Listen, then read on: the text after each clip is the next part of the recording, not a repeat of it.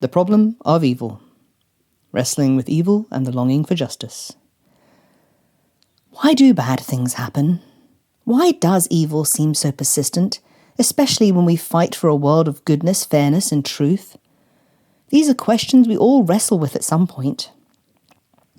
When we face suffering or witness injustice, it's natural to ask, if God is loving, why do bad things happen to innocent people? And if evil is real, how can it be stopped? What if we started looking at evil in a different way? Not as some mysterious, unstoppable force, but as something that happens when we, as humans, reject truth and love. What if it's not just about what others do to us, but also about the choices we make that contribute to the chaos? Could it be that evil is something we all participate in, even if we don't always realize it? These are tough questions, and the answers aren't simple. But what if understanding the nature of evil and how it relates to our free will could help us to make sense of it all? Could there be a way to trust that, no matter how much evil seems to reign, it's only temporary, and in the end, truth will put everything right? The nature of evil. Evil is not an independent or self-existent force. Instead, it arises from the rejection or distortion of truth, goodness, and love. Evil has no substance of its own. It exists solely as a negation of what is true, good, and loving. It is defined by its opposition to these virtues, and its existence depends on the very reality it seeks to distort. In this sense, evil is not an autonomous entity, but a product of human will choosing to deviate from the truth. The problem of evil and free will. The problem of evil is often seen as a contradiction to the existence of a loving God. Atheists, in particular, wrestle with this issue, questioning how a benevolent deity could allow suffering. However, this problem often arises from a failure to recognize the supreme role of human agency.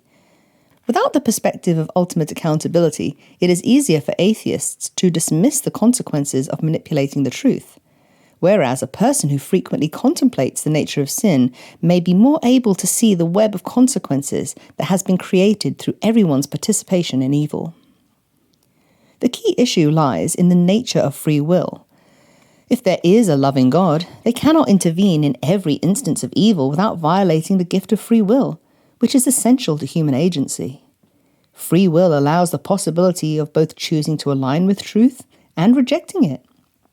The suffering that arises from evil is not a failure of divine goodness, but a byproduct of the autonomy God has granted to humanity. The compounding effect of incoherence.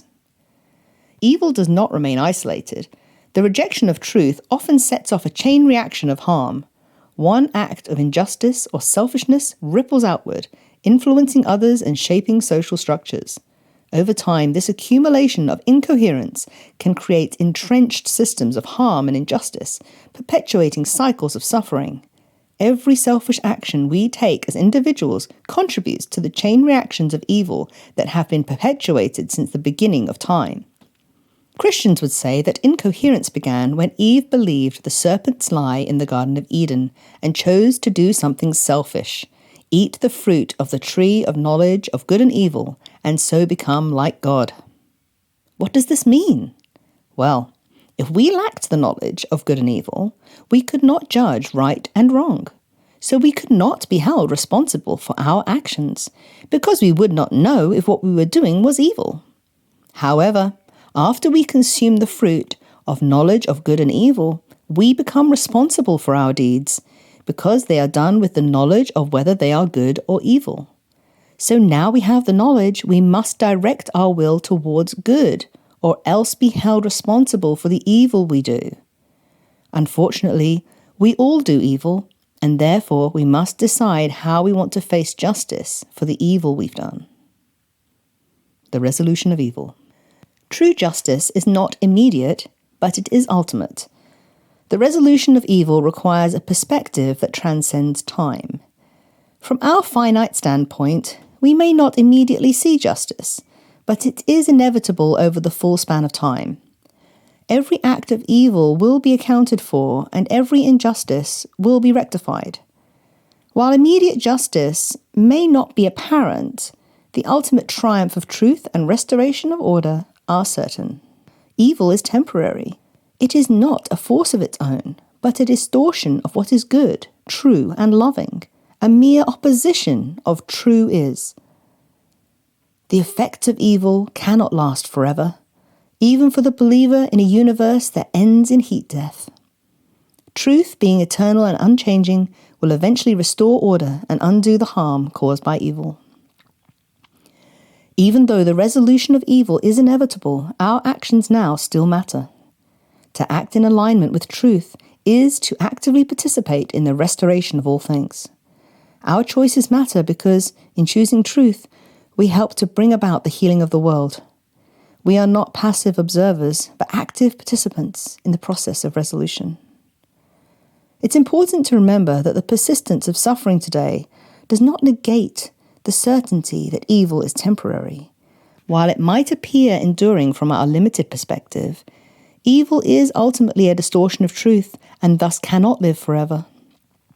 The passage of time may obscure this truth, but the eventual triumph of truth over evil is certain. From an eternal perspective, evil's reign is finite. Faith in the inevitable triumph of truth gives us hope. Even when we cannot see the immediate resolution of wrongs, we trust that the full restoration of justice is certain. Truth is eternal, and all things will eventually align with it. The temporary nature of evil and the justice of truth. Evil isn't a force of its own. It's the result of rejecting truth and distorting what's good. It exists when we choose selfishness over truth. We all participate in evil when we act against what is good. Atheists struggle to live with the problem of evil, often without recognizing the evil within themselves. Without ultimate accountability, it is easy to ignore past wrongs. But evil is human selfishness, often unknowingly contributing to chaos. God doesn't stop evil because it would interfere with free will, the most loving gift He could give us. Free will allows us to choose truth or reject it, and that's why we experience suffering. Over time, the effects of evil build up, creating systems of harm. But evil is temporary. Truth will ultimately restore order and justice, righting all wrongs. While evil may seem strong now, it is not permanent. The problem of evil isn't a reason to doubt the truth. It reminds us that we have the freedom to choose, and ultimate justice will come when all things align with truth. Through faith, we can trust that evil is only temporary, and good will be restored.